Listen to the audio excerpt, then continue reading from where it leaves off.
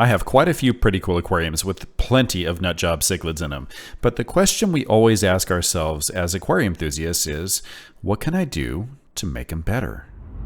In this video, I'm going to be setting up these awesome Aquadecor standing logs in my 10-foot long American cichlid tank. They're going to go right here in the corner where I already have one of these installed, but it kind of looks like I put it there by mistake. Like I fell asleep while I was putting the rest of them in. Let's get these installed in San Quentin.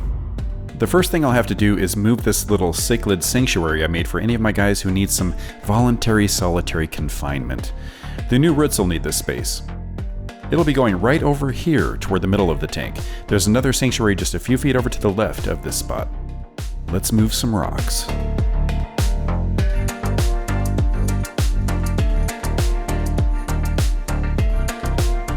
Look at all that detritus. It's so weird how it gets stuck underneath these rocks. Seems like it'd be impossible for it to get there.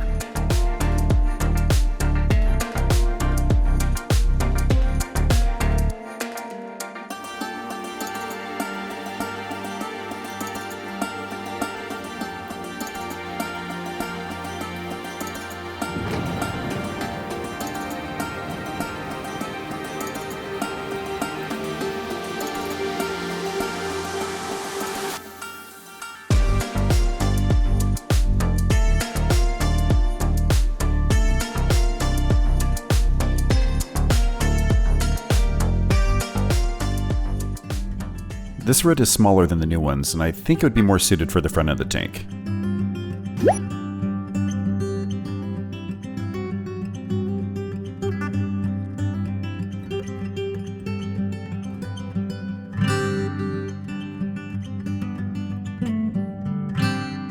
These things are hollow and they just fill up with water, so you don't have to weigh them down.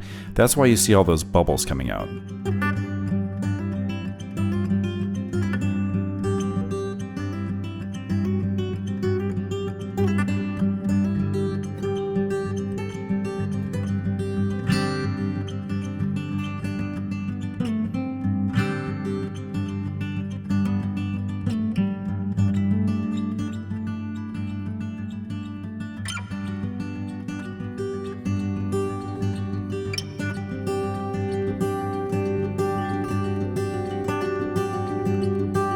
I don't want it to look like I staged it all. It looks so much better if these roots look like they just randomly grew here.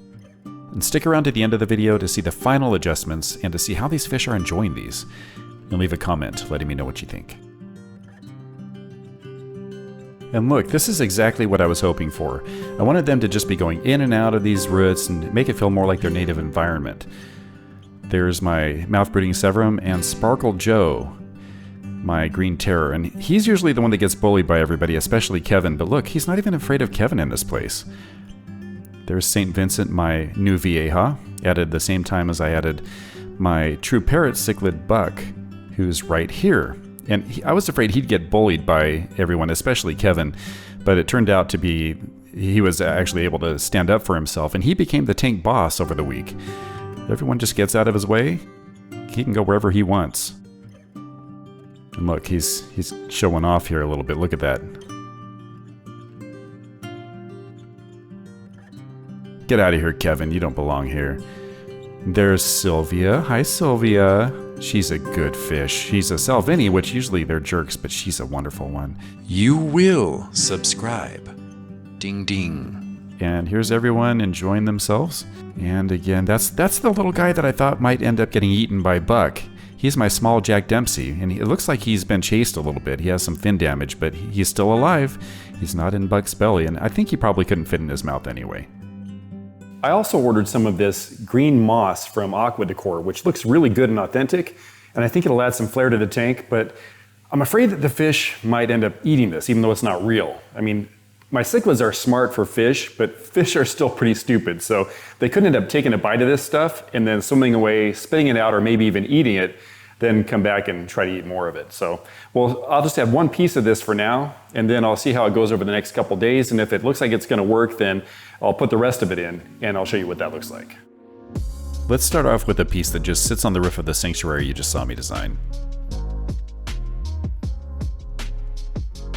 I have a wave maker in this tank, and it's just gonna blow this all around, so I'll have to put a rock on it to weigh it down. You can glue this fake moss to your decor, but as I already said, I want to make sure this works first before I do anything like that. And I'm kind of scared to glue anything down in this tank anyway. You know, I've changed my mind too often to have anything that permanent.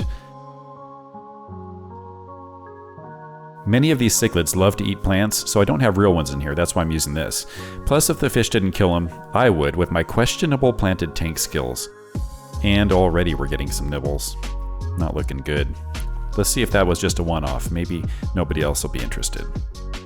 And look, just like I said, he's already forgotten that this isn't a tasty meal and he's giving it another go. I don't get the feeling this is going to be a good addition with cichlids. And now Kevin's decided to try some too. Alright, you win this round. I'll take it out. Maybe someday I'll have a normal tank and I'll be able to use this stuff. Here's the entire length of 10-foot San Quentin. I use shorter light strips than the length of the tank so it gets some of that light fall off at the ends, which I really like. And I like how the roots almost disappear into the darkness, and I think the fish like it too. The light can be stressful on fish. In lakes and rivers, the light is never this strong under the water. That's one of the reasons why I leave my lights on only for about 4 hours a day. And I'm going to give you a glimpse of my new project here in a minute. It's the new tank setup for my black nasties. They're the meanest cichlid you can own, and they get big. So hold out for just a bit longer and I'll show you that new tank. But first, look at these beauties enjoying their new decor. Aquadecor did such a good job on everything in this tank, these roots being no exception. And adding them to the right side kind of evened the tank out a bit. I'm a photographer and it's kind of like a photograph. I had a little too much negative space at the end of the tank, plus that room looked really lonely. It needed something to balance the composition out, and these fit the bill perfectly.